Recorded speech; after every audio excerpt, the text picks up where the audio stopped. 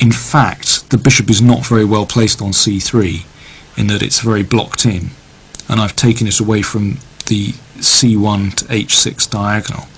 Well, it's debatable whether this I've gained from this or not, but anyway, I played my pawn to a5, preventing white playing b4 at a later stage. I also perhaps might want to move a piece to b4 as well. White played his pawn out to a4, now that's fixing the b5 square, and perhaps he would like to play a bishop to b5, or maybe a knight round to a3 to b5. I brought my bishop out, preparing to castle, and white castled, and I followed suit. Now here, white played a really double-edged move. He attacked my knight on f5 by playing pawn out to g4. Now this is really risky for both sides. Now I could play my knight to h4, and after knight takes h4, recapture with my bishop taking on h4. But I didn't like to do this, because then white will play his pawn to f4 and then play king to h1 and perhaps f5. Now this kind of pawn storm can be very dangerous indeed for black. I really didn't want to fall prey to that. So for that reason I played my knight from f5 to h6, attacking the pawn on g4. Now I would really like it if white was tempted to push that pawn on again, and then my knight could return to f5, this fantastic square f5, and all white has done is just weaken his position. But there's no way that my opponent's going to do that. Instead, he protected the g-pawn with his knight to e3. Now, you might be asking yourself, well, what's black going to do here? He looks incredibly cramped. White has protected the pawn on d4 adequately, and all my pieces are just looking, well, very cramped indeed. I need some open lines, that's the point, and it's here that I played the second pawn break I was talking about earlier, pawn to f6. Now, to me this seems like a really logical move, because I'm blasting open the f-file, which white has just weakened by playing the pawn up to g4. White took on f6, and here I gambled. I could play g takes f6, and that's not a bad move, but I think if the queens were off in this position, I think g takes f6 would be quite a strong move, because, well, I have a very strong pawn centre here. But the problem is, the reason I didn't play this is because my king looks rather exposed now. I don't like that. White has plans of perhaps playing bishop d3, maybe bishop b1 and queen d3 attacking h7, but I don't know, I just get a bad feeling about that. Instead, I played rook takes f6. Now white must react here, because by playing the pawn to g4, all these squares down the f-file have been weakened. So he played g5, not unnaturally. Now it looks like black's in trouble. If the rook moves, it takes the knight, obviously. So, but this was all planned, believe me, please. And I played rook takes f3, sacrificing the exchange. Well, if white captures the knight on h6,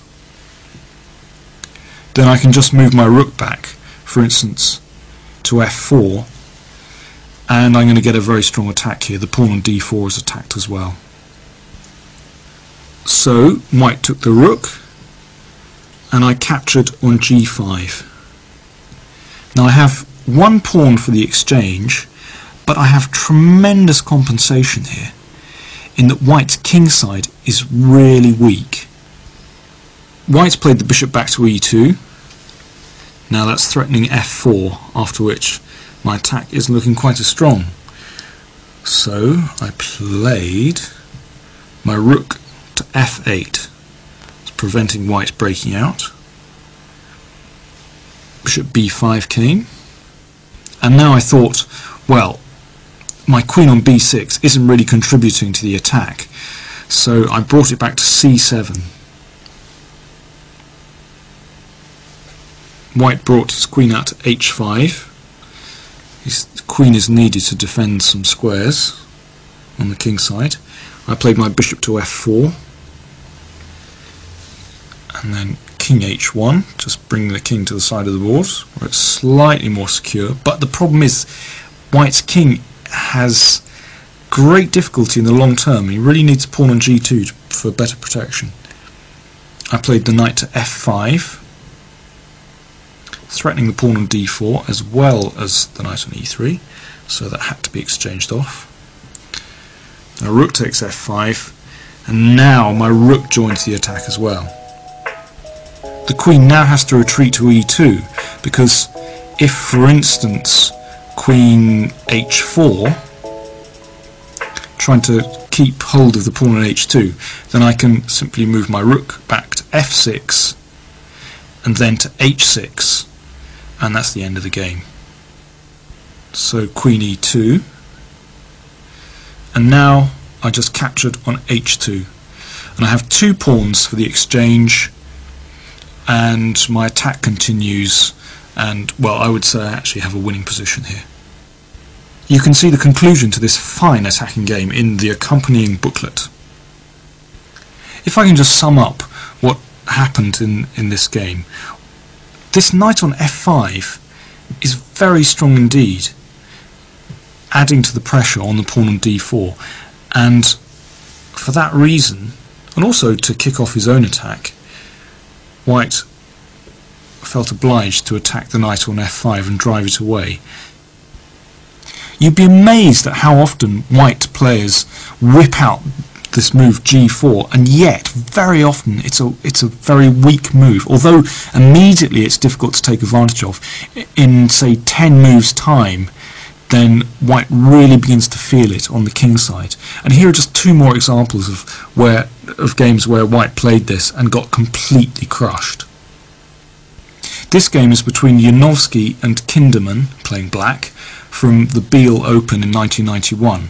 Instead of knight a3, as Chris Ward played in the previous game, white castled here, a very sensible move indeed. Kinderman brought his rook to the c-file, so that when it opens he can get pressure down there, and then white brought the knight out to a3.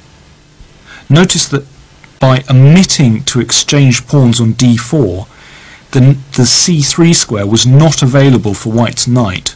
So that's one reason why black maintained the tension in this position. And of course it still wasn't possible to play d takes c5 because of knight g6 winning the pawn on e5. So only after the knight came to a3 did black capture on d4, and white recaptured. And now the knight came to f5, our favourite square, adding to the pressure on the d4 pawn. The knight came back to c2, this standard manoeuvre, defending the d pawn again, and the queen came to b6, adding to the pressure. Yes, not just the pressure on d4, but the pawn on b2 as well, so that now white can't play, for instance, bishop f4 because of queen takes b2. The queen came out to d3, and black played pawn to a6. Moving the pawn to a6 looks slightly strange, but what black is trying to do is move the knight to a5 and then bring his bad bishop out to b5, attacking the queen, and then exchange off the bishop on e2. Now that's a very favourable exchange indeed. And in this position, white played the pawn out to g4, just what we've been waiting for. Black had to retreat the knight back to e7, but no problem. Although black's position looks very cramped, and he hasn't really completed his development, hasn't got the bishop out from f8 and got castled, it's very difficult for white to exploit that when the position is closed. The centre pawns are locked together and white can't break through, so the fact that black is lagging behind a bit in development is not a problem. White played the pawn out to a4. I don't like that move at all. It weakens the squares on a5, on b4 and b3 as well. That's a weakening move. I know that he was trying to prevent the bishop coming to b5, but still, I don't like that move at all. Too many pawn weaknesses in white's position. The knight came to a5, immediately locking in on that weakness on b3 and maybe getting to c4 as well. And white felt obliged to play the pawn to b4, and then the knight came to this beautiful square on c4, protected by the pawn on d5 and supported by the rook on c8. Now already I think black is doing very well indeed. The queen came across to b3, and black brought his knight out to c6, increasing the pressure on the b4 pawn and maintaining pressure on the d4 pawn as well. Now white can't take the knight on c4 because of d takes c4, and if queen takes c4, then knight takes e5 with an extremely nasty discovered attack on the queen. White protected the pawn on b4 by playing rook b1. Black brought the bishop out to e7. White played the rook to d1, supporting the pawn on d4, and finally black castled.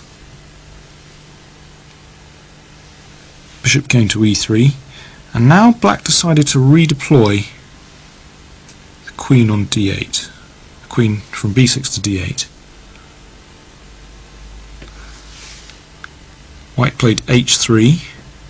Notice how white really doesn't have a clear plan in this position. It's that knight on c4 is preventing white doing so many things, and black supported it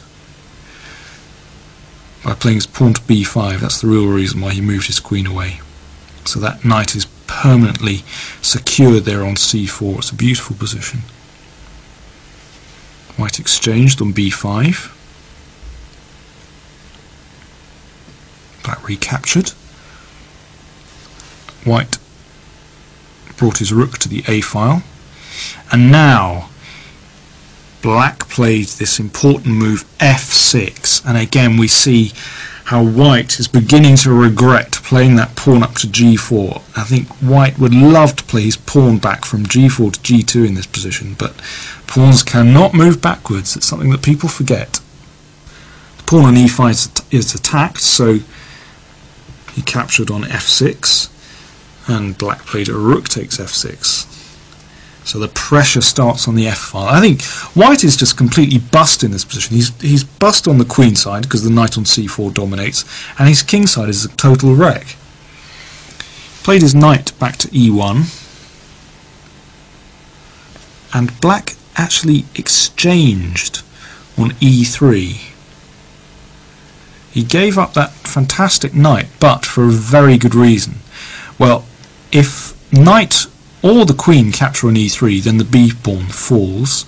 So white played f takes e3, which is in fact an appalling mistake, because black now played queen c7, and there's no way that white can prevent the invasion of the queen down to g3. Well, he tried at least by playing the pawn to e4, so the queen on b3 protects the g3 square. But now black finish off the game in beautiful style by playing his rook down to f2, threatening queen h2 mate. Incidentally, that move would have been played against king g2 as well. White captured, and now queen h2 check. Notice how white's position is just a vacuum. These pawn moves, the pawn to g4 has just created a big hole which now black is invading. The king came up to e3, bishop g5 check, king to d3, and now a beautiful winning move, knight takes b4 check. And if, for instance, queen takes b4, Then d takes e4 check, king takes e4, and queen takes e2, and that's the end of the game. Returning to the position which I had against Chris Ward, where I played queen a5 check, Lars Hansen from Denmark played the move queen b6, which I actually think is stronger, just increasing the pressure on d4 and b2 as well. White castled, and now he played a very interesting idea. He played his knight out to a5 straight away, in rather similar style to Stefan Kinderman in the last game. Black is trying to play his bishop out to b5 and exchange it off, and also the knight on a5 might move into c4 as well. It's interesting that here White again played this pawn move g4. They